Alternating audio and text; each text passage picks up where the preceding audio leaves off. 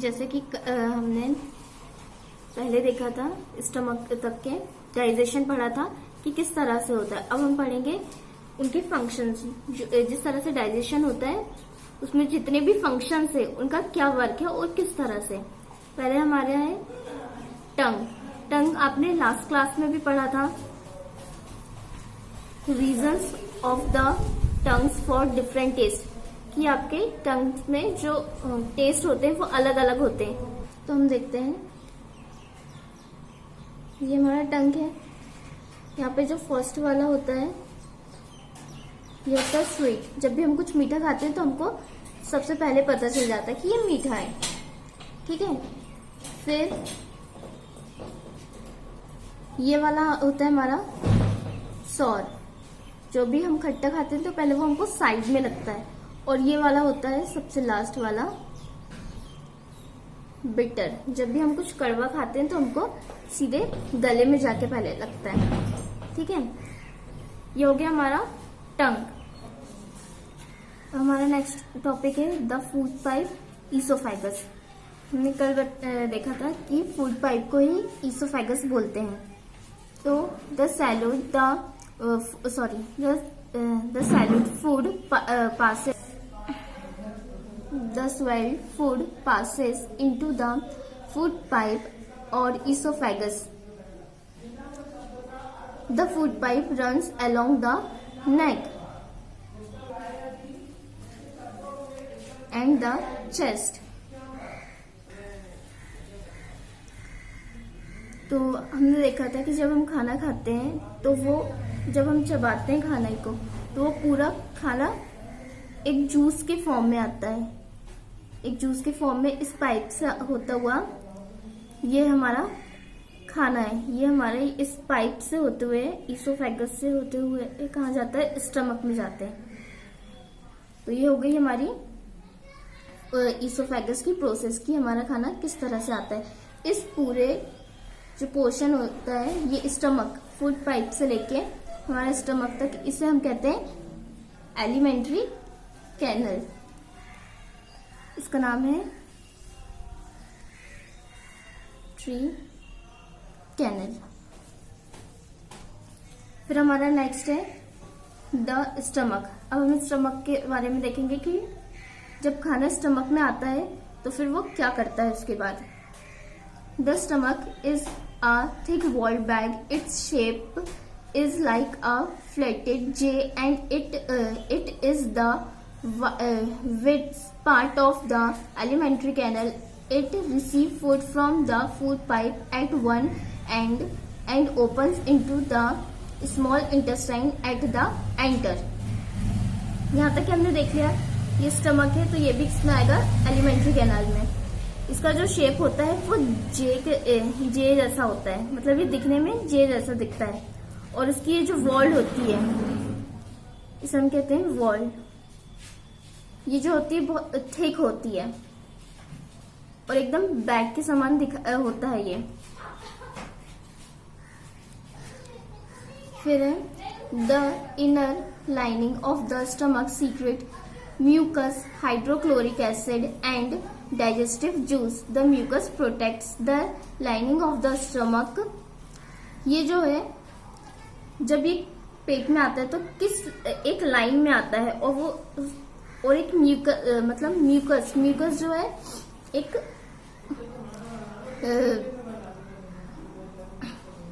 एक लिक्विड है जो किसके समान किस फॉर्म में आता है, hydrochloric acid and digestive juice. एक एसिड के फॉर्म में आता है और जूस के फॉर्म में आता है, जो क्या करता है, the acid kills many bacteria that enters along with the food and makes the medium in the stomach acidic and helps the digestive juice to act. The digestive juice break down the proteins into similar substance. तो mucus क्या है, वो एक liquid है जो juice के form में कहाँ तक क्या आता है, स्टमक में आता है। और जो एसिड होता है हाइड्रोक्लोरिक एसिड वो क्या करता है, बैक्टीरिया को किल करता है, मतलब मारता है। और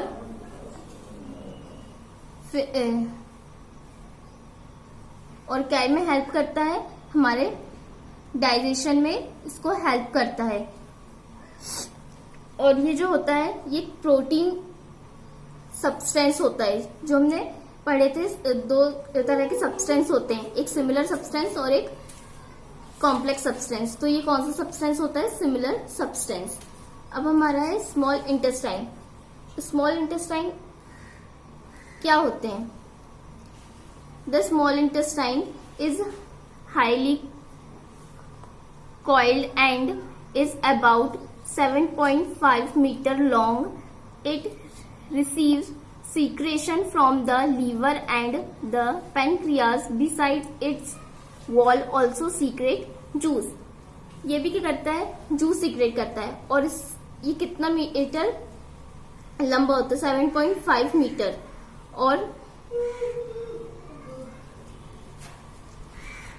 और ये सीक्रेशन करता है, कहाँ से करता है, लीवर से पैंक्रियास से होते हुए एक जूस के फॉर्म में होते हुए कहाँ जाता है, स्मॉल इंटेस्टाइन में। स्मॉल इंटेस्टाइन क्या है, जिसको हम इसको हिंदी में बोलते हैं छोटी आंत। The liver is the reddish brown gland situation in the upper part of the abdomen on the right side. It is the largest gland in the body. The secretes bile juice that is stored in a sac called the gallbladder. जो liver होता है वो किस colour का होता है, reddish brown colour का होता है। और ये एक ग्लैंड है और ये हमारे बॉडी की सबसे बड़ी ग्लैंड है, जो कहाँ होती है, राइट साइड में होती है।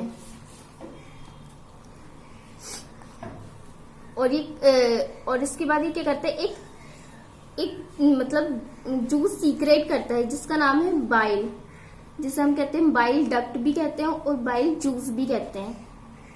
इसका नाम है बाइल।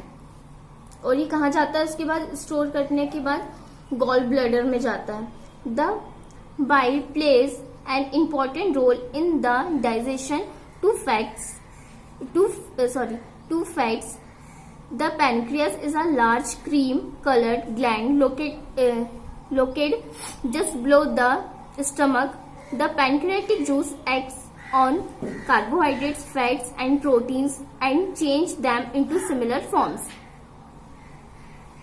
तो ये जो पैंक्रियाज होता है वो क्रीम मतलब बहुत बड़ा होता है और एक क्रीम कलर का होता है ये, और ये कहाँ होता है, स्टमक के नीचे होता है।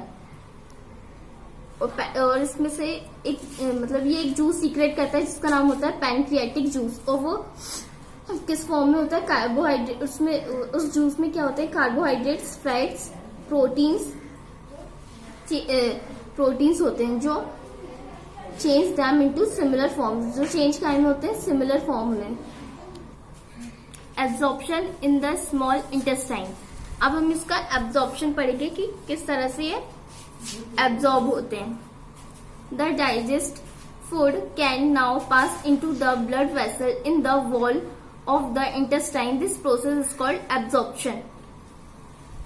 तो जब फूड कहते हैं स्मॉल इंटेस्टाइन में आता है तो वो किसके फॉर्म में आता है, कहाँ से पास होता है, ब्लड वेसल्स के थ्रू ये पास होता है और कहाँ जाता है, स्मॉल इंटेस्टाइन में। उस प्रोसेस को हम क्या कहते हैं, absorption.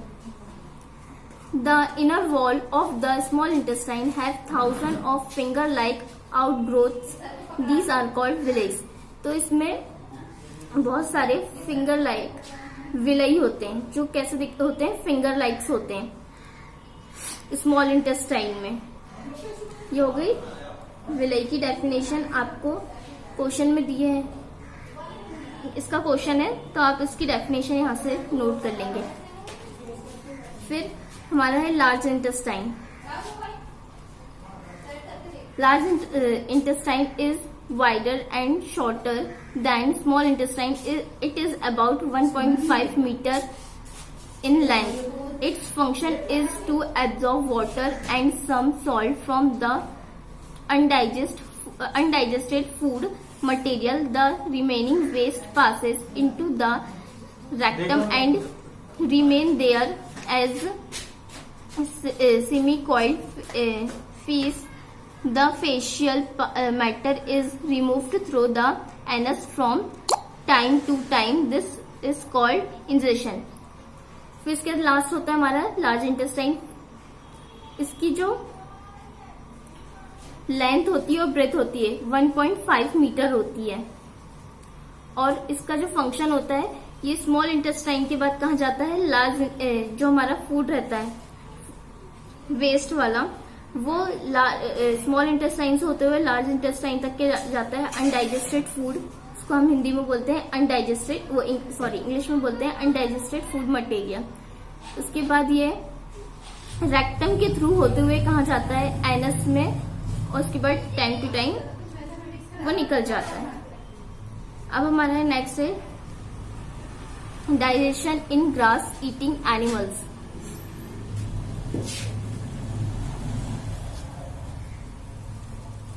Have you observed cows, buffaloes, and other grass-eating animals chewing continuously even when they are not eating? Actually, they quickly swallow the grass and store it is in a part of the stomach called rumen. Here, the food gets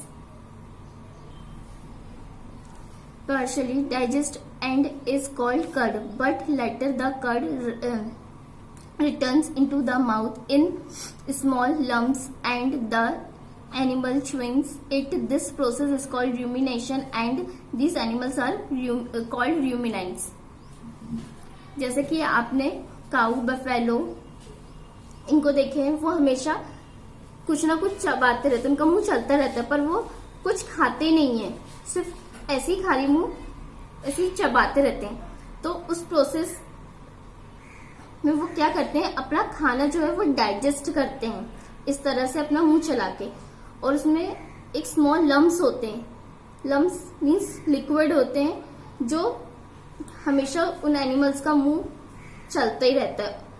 उस process में हम उन्हें क्या कहते हैं, rumination. और वैसे animals को हम क्या कहते हैं जो हमेशा अपना मुंह चलाते रहते हैं, र्यूमिनेंट्स. अब हम देखेंगे इनका डाइजेस्टिव सिस्टम कैसे होता है. Digestive system of ruminant. ruminant animals का डाइजेशन किस तरह से होता है. The grass is rich in cellulose, a type of carbohydrates in ruminants like cattle, deer, etc. Bacteria present in rumen help in digestion of cellulose. तो ruminants animals का digestion किस तरह से होता है, तो हम देखते हैं. ये रहा इनका इसोफेगस, ये रहा ह्यूमन. इस पोर्शन को हम कहते हैं इतना पूरा, ये आपको दिख रहा है, ये है स्टमक, पेट. स्मॉल इंटेस्टाइन, ये रहा सीमियम, और ये रहा लार्ज इंटेस्टाइन. तो ये रहा माउथ, इसके थ्रू खाना इसमें आता है लिक्विड के फॉर्म में, मतलब एक जूस के फॉर्म में खाना इस पाइप से होते हुए कहाँ आता है, इस पोर्शन में जिसको हम कहते हैं स्टमक. ठीक है, यहाँ पे आता है.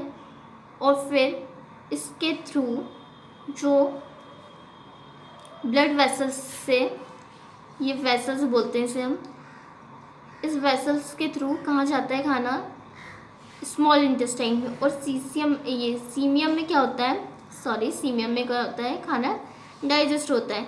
जितना बॉडी को ज़रूरत है वो खाना यहीं पे रुक जाता है, और बाकी का जो खाना होता है स्मॉल इंटेस्टाइन से होते हुए लार्ज इंटेस्टाइन के पास से होते हुए एनस के थ्रू बाहर आ जाता है वेस्ट प्रोडक्ट के फॉर्म में.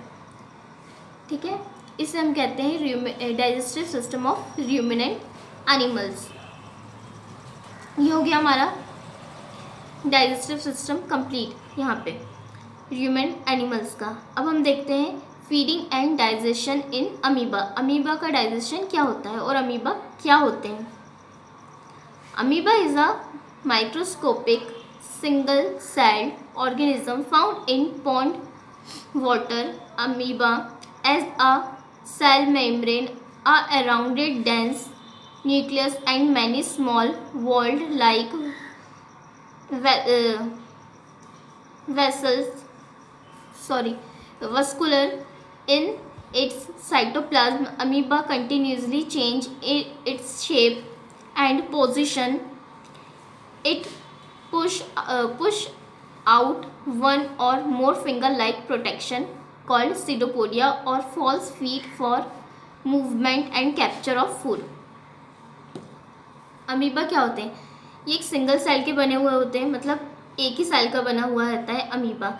और ये कहाँ होते हैं? छोटे छोटे जो पॉन्ड होते हैं, जो बारिश के पानी में छोटे छोटे से पॉन्ड बन जाते हैं ना, जगह जगह गड्ढे हो जाते हैं, उसमें पानी भर जाता है, उसे हम कहते हैं पॉन्ड। वहाँ पे होते हैं अमीबा, जो सिर्फ सिंगल सेल के बने होते हैं और जो सिर्फ माइक्रोस्कोप में दिखाई देते हैं, हमें वैसे ही नहीं दिख सकते।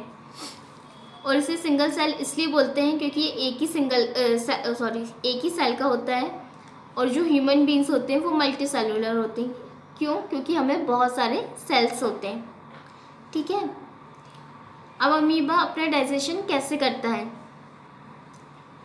सेल मेम्ब्रेन क्या है? Amoeba has a cell membrane. ये जो इसमें सेल वॉल नहीं होती है, सेल वॉल ह्यूमंस में होती है और प्लांट्स में होती है, इसमें नहीं होती सेल वॉल, ये सिर्फ सेल मेम्ब्रेन होती है।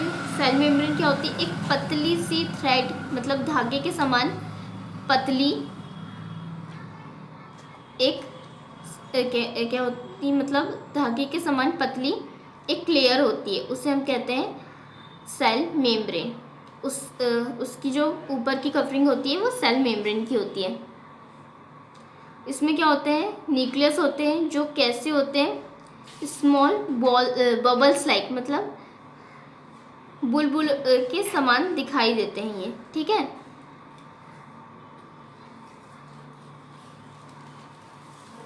अब जो इसमें वस्कुलर्स होते हैं वो क्या होते हैं? मतलब वहाँ पे तो आपका फूड प्रोडक्ट्स होता है, मतलब उनका फूड प्रोडक्ट्स होता है। और साइटोप्लाज्म जो होते हैं वो कंटिन्यूसली अपना शेप जो है वो चेंज करते रहते हैं। ठीक है। अब ये जो होता है फूड पार्टिकल्स, खाना यहाँ से जाता है, जो भी ये कैप्चर करते हैं, ये लेते नहीं है। जैसे हमने पिचर्स प्लांट में पढ़ा था, जो पिचर प्लांट होते हैं, जब उनके माउथ के पास कोई भी इंसेक्ट आता है तो वो खटाक से क्या करते हैं? कैप्चर करके अंदर कर लेते हैं। उसी तरह से ये करते हैं, जो भी इनके पास कोई भी इंसेक्ट आया है वो खटाक से कैप्चर करके अंदर कर लेते हैं। और कहाँ जाता है फिर ये? फूड वेसल्स में, मतलब फूड वेसल्स में जाता है और वेस्ट प्रोडक्ट के फॉर्म में बाहर आ जाता है। ये रहा इसका न्यूक्लियस जो बबल्स लाइक होता है, सीडोपोडियम। तो ये क्या करता है? फूड को कैप्चर कर लेता है और कहाँ जाता है उसके बाद? उसका फूड वेसल्स में, वैक्यूल में। फिर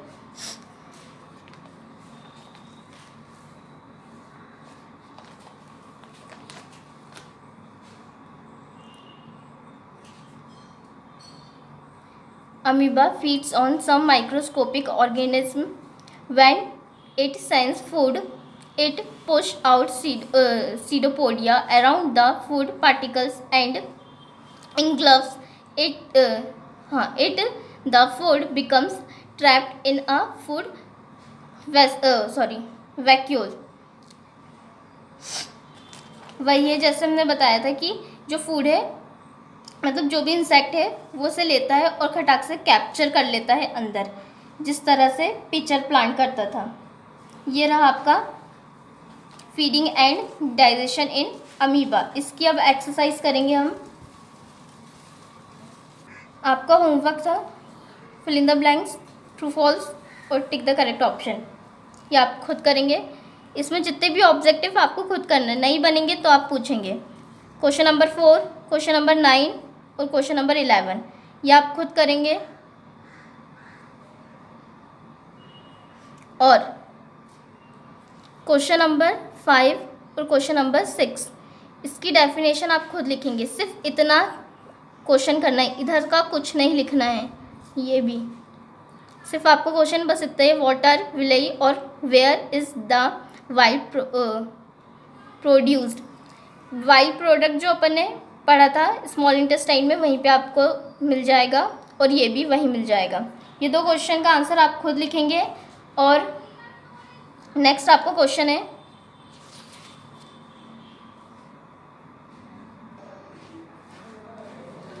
अब नेक्स्ट क्वेश्चन है आपका, draw a label diagram of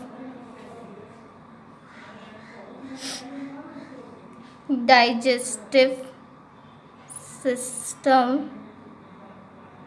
of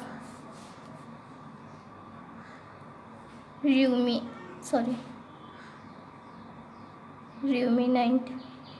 सिर्फ आपको डायग्राम बनाना है ये वाला काऊ का, गाय नहीं बनाना है, सिर्फ अंदर का इतना बनाना है। और लेबलिंग भी करना है, इनके नाम भी लिखना है सब में। और फिर दूसरा क्वेश्चन है आपका, explain the feeding and digestion in amoeba. ये रहा, समझ में ना आए तो यहाँ से लिख लें, feeding and digestion in amoeba. ये रहा, इसका डायग्राम बनाना है पूरा। और उसके बाद आपको इसमें कितना लिखना है,